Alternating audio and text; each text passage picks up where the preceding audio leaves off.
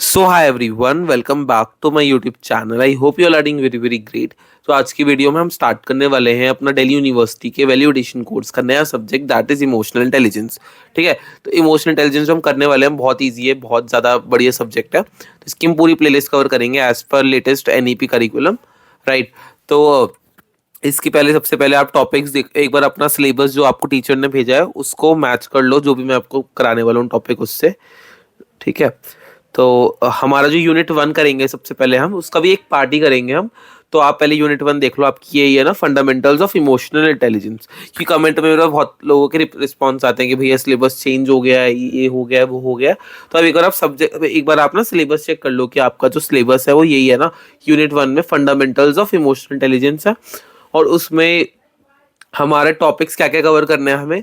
The topics that we have to cover in this unit 1 lecture is nature and significance, models and emotional intelligence, ability, trait and mixed, building blocks of emotional intelligence, self awareness, self management, social awareness and relationship management. यही सारे topics हमें cover करने हैं। 3 topic है, 3 हम आज की video में कवर करेंगे। तो वीडियो निहायत ही बोरिंग और मुझे भी नींद आ जाएगी। तो मैं तीनों टॉपिक को साथ साथ करने के बजाय what I will do is, सबसे पहले आज के वीडियो में हम कौन सा टॉपिक करेंगे। First topic that is nature and significance. ठीक है, आज का टारगेट क्या रहने वाला है हमारा कि इसमें हम नेचर एंड सिग्निफिकेंस वाला टॉपिक है, जो आपका DU VAC जो सब्जेक्ट आपका ये वाला, उसमें जो आपका फर्स्ट टॉपिक है वो नेचर एंड सिग्निफिकेंस, वो हम करेंगे इमोशनल इंटेलिजेंस का, राइट। तो चलिए स्टार्ट करते हैं। सबसे पहले बात करते हैं फंडामेंटल्स ऑफ इमोशनल इंटेलिजेंस। अब इमोशनल इंटेलिजेंस होता क्या है, ठीक है। इमोशनल इंटेलिजेंस भैया होता क्या है आपका।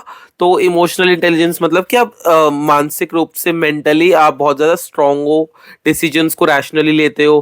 ठीक है, ये होता है बेसिकली इमोशनल इंटेलिजेंस का मतलब। दूसरों की बातों को सुनते हो, फिर अपना पॉइंट ऑफ व्यू देते हो, हरी नहीं करते। तो ये इमोशनल इंटेलिजेंस का पार्ट है। तो इमोशनल इंटेलिजेंस होता क्या है। तो इमोशनल इंटेलिजेंस एक एबिलिटी होती है, ठीक है। ये एक बंदे की सुपर पावर होती है, जिसमें वो रिकॉग्नाइज कर पाता है, दूसरे पर्सन को समझ पाता है, अंडरस्टैंड कर पाता है, एंड दोनों के इमोशंस को मैनेज कर पाता है। ठीक है, अपने इमोशंस को भी कंट्रोल कर पाता है, दूसरे के इमोशन को भी कंट्रोल कर पाता है। ठीक है, ये होती है बेसिकली इमोशनल इंटेलिजेंस की डेफिनेशन, और उसका मीनिंग भी यही होता है। ठीक है, इसमें इमोशनल इंटेलिजेंस अगर हम कैसे मान लें कि आप में इमोशनल इंटेलिजेंस है या नहीं है, तो उसके लिए आपके अंदर स्किल्स होनी चाहिए। कैसी स्किल्स होनी चाहिए, तो स्किल्स आपके पास होनी चाहिए आइडेंटिफाई करने की, दूसरे पर्सन को आइडेंटिफाई करने की स्किल होनी चाहिए। ठीक है, कि वो बंदा कैसा है कैसा नहीं है, अपने आप को एक्सप्रेस करने की स्किल होनी चाहिए, अपने आप को किसी भी इन्वायरमेंट में अडेप्ट करने की स्किल होनी चाहिए, अपने इमोशंस को कंट्रोल करने की स्किल होनी चाहिए। तो ये हो गया इमोशनल इंटेलिजेंस का मतलब। अब जो एक साइकोलॉजिस्ट हैं पीटर सैलवे एंड जॉन मेयर, उन्होंने एक कंसेप्ट इंट्रोड्यूस करा था इमोशनल इंटेलिजेंस का। कब करा था ये, 1990s में। एंड इसको मतलब, ठीक है, इन्होंने 1990s में इमोशनल इंटेलिजेंस नामक चीज तो इंट्रोड्यूस कर दी थी, बट इसको एक्सपैंड किसने किया था, डैनियल गोल्डमैन ने।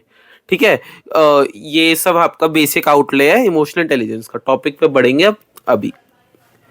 तो अब हम बात करते हैं नेचर। सब नेचर एंड सिग्निफिकेंस था ना, पहले नेचर पढ़ते हैं फिर सिग्निफिकेंस पढ़ेंगे। अब इमोशनल इंटेलिजेंस का नेचर कैसा है, ठीक है, उसके क्या क्या कंपोनेंट्स हैं, क्या क्या फीचर्स हैं। ठीक है, इमोशनल इंटेलिजेंस का one of the foremost feature है सेल्फ अवेयरनेस। ठीक है, आपसे क्वेश्चन यही पूछा जाएगा, what are the features of emotional intelligence, या what is the nature of emotional intelligence, ये कंपोनेंट क्या है। तो उसमें आपको कंपोनेंट्स में जो भी मैं बता रहा हूँ आपको कंपोनेंट्स के पार्ट में लिखना है। तो आपके क्या क्या की कंपोनेंट्स है। First is self awareness. Self awareness क्या होता है, सेल्फ अवेयरनेस होता है जिसमें आप रिकॉग्नाइज कर पाते हो एंड दूसरों के इमोशन को समझ पाते हो। You are aware about what how you are speaking to someone, how someone is speaking to you. ठीक है, आप अपने इमोशन और दूसरे के इमोशन को इजिली आइडेंटिफाई कर पाते हो और समझ पाते हो।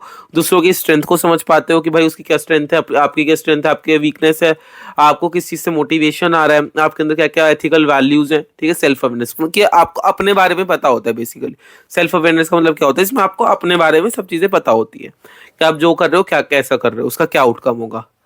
ठीक है, ये होगा सेल्फ अवेयरनेस। अब सेकंड नेचर है आपका सेल्फ रेगुलेशन। सेल्फ रेगुलेशन क्या होता है, सेल्फ रेगुलेशन एक एबिलिटी होती है। ठीक है, ये भी एक सुपर पावर होती है जिसमें आप कंट्रोल कर पाते हो एंड अपने इमोशन को मैनेज कर पाते हो, अपने इमोशंस को मैनेज कर लेते हो। अपने जो इम्पल्सेस जो आपको होता है ना कि भाई मुझे करना है, अर्ज होती है जो भी करने की चीज़ों को, तो उस अर्ज को कंट्रोल कर पाना ही होगा सेल्फ रेगुलेशन। एंड अपने रिएक्शंस को, मान लो आपको किसी के बंदे पे गुस्सा आ रहा है उस टाइम पे और आपको बहुत गंदी गाली देने का मन कर रहा है, बट स्टिल आप अपने आप को कंट्रोल कर लेते हो, तो ये हो गया आप बहुत एक सेल्फ रेगुलेटेड पर्सन हो, आप इमोशनली इंटेलिजेंट पर्सन हो।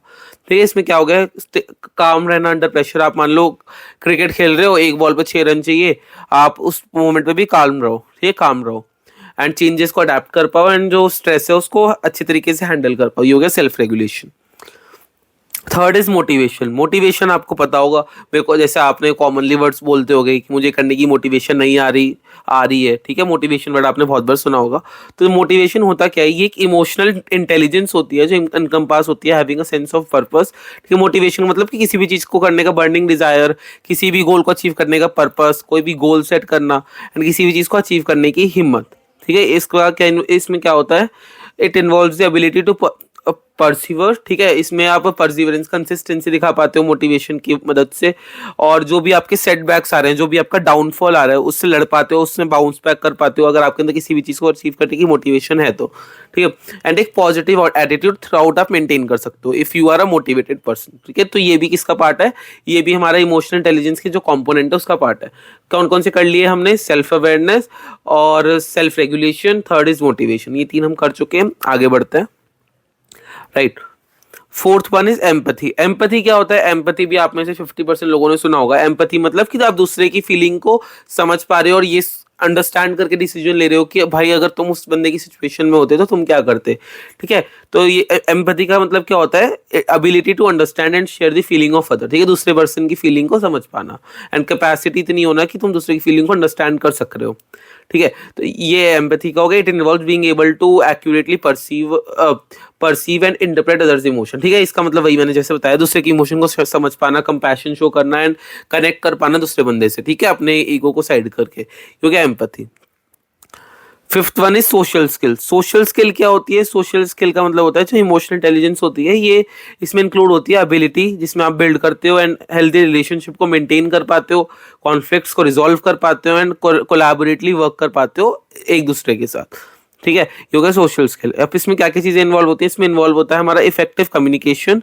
ठीक है, इसमें क्या इन्वॉल्व होता है, इसमें इन्वॉल्व होता है हमारा इफेक्टिव कम्युनिकेशन, इन्फ्लुएंस करना दूसरों को पॉजिटिव वे में एंड लीडरशिप को डिमॉन्स्ट्रेट कर पाना। ठीक है, सोशल स्किल मतलब बेसिकली दूसरों से नेटवर्क कर पाना, बात करना, आपकी एक्सट्रोवर्टेडनेस, ये आ गया सोशल स्किल के अंदर, राइट। जो मैं पॉइंट्स लिखवा रहा हूँ ये बहुत अच्छे तरीके से लिखे हैं, आप यही याद कर लोगे तो आपको फुल नंबर गारंटी है। ठीक है, सोशल स्किल हो गया। अब ये थे हमारे जो अभी तक हमने पढ़े, ये थे हमारे components of emotional intelligence, nature slash component of emotional intelligence. अब हम पढ़ेंगे सिग्निफिकेंस, इसकी इंपॉर्टेंस क्या है, इमोशनल इंटेलिजेंस की इंपॉर्टेंस क्यों है, हमें क्यों इमोशनल इंटेलिजेंस होना चाहिए, इमोशनल हमें क्यों इमोशनल इंटेलिजेंट पर्सन होना चाहिए, उसकी क्या इंपॉर्टेंस है, तो वो पढ़ेंगे। First is improved relationships. ठीक है, जो इमोशनली इंटेलिजेंट पर्सन होता है उसकी जो रिलेशनशिप होती है बहुत ही इम्प्रूव्ड होती है, बहुत ही अच्छी रिलेशनशिप होती है उसकी। ठीक है, तो जो इमोशनल इंटेलिजेंस पर्सन होता है ये इनहांस करता है इंटरपर्सनल स्किल को। ठीक है, जो भी एक दूसरे में स्किल्स है, रिलेशनशिप आप अच्छी बिल्ड कर पाते हो, दूसरों से सीखते हो, दूसरों को सिखाते हो, तो इंटरपर्सनल स्किल अच्छी होती है।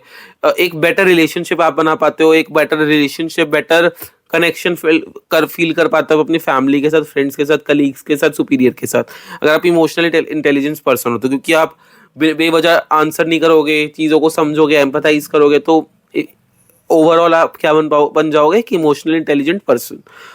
तो जो इमोशनल इंटेलिजेंस है ये क्या करती है, फॉस्टर करती है एम्पैथी को।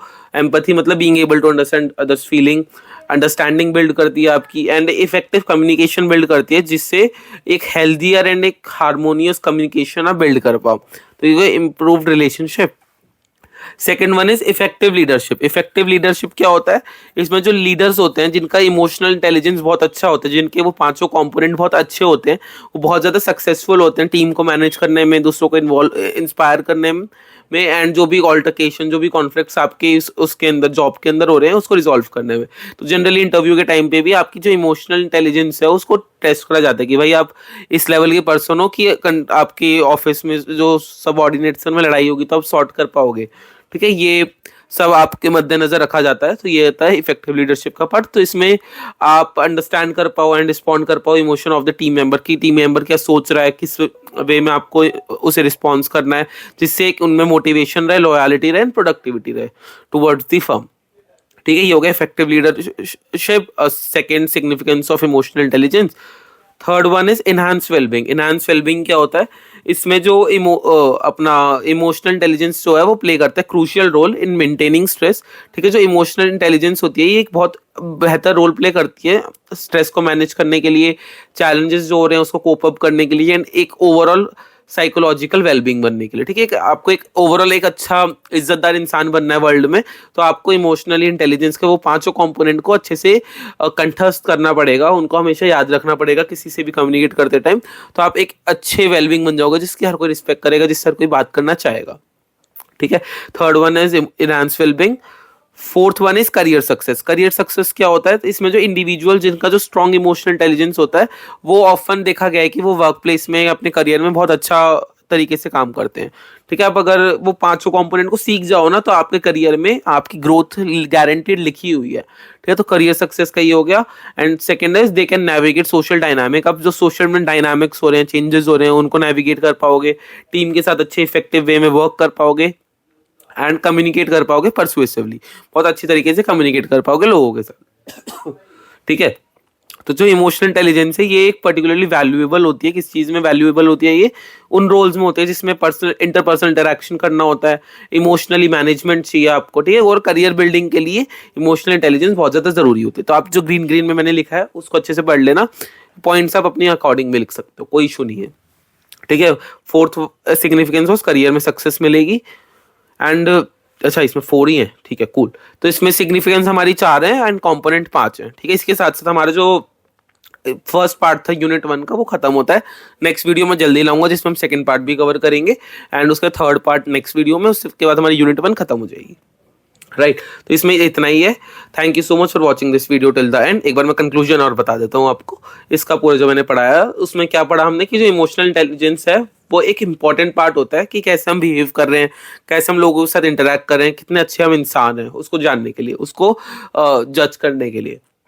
तो building and improving emotional intelligence, अगर आप अपने इमोशनल इंटेलिजेंस को बिल्ड करने का सोचोगे एंड इंप्रूव करने का सोचोगे तो इससे आपकी पर्सनल ग्रोथ भी होगी, रिलेशनशिप भी अच्छी बिल्ड होगी, वेलबींग, एक अच्छे इंसान भी बनोगे आप, एंड करियर में सक्सेस भी लिखी हुई है, गारंटीड लिखी हुई है। ठीक है, so yeah this was the conclusion. Thank you so much for watching this video till the end. तब तक के लिए tata bye bye, take care. Subscribe the channel अगर आपको इसी टाइप का कंटेंट चाहिए तो, एंड जो भी हमारी नई वीडियो आएगी उसको सबसे पहले एक्सेस करना चाहते हो तो। Right, so this is all in this video. Thank you so much for watching the video till the end. Again bye bye, take care.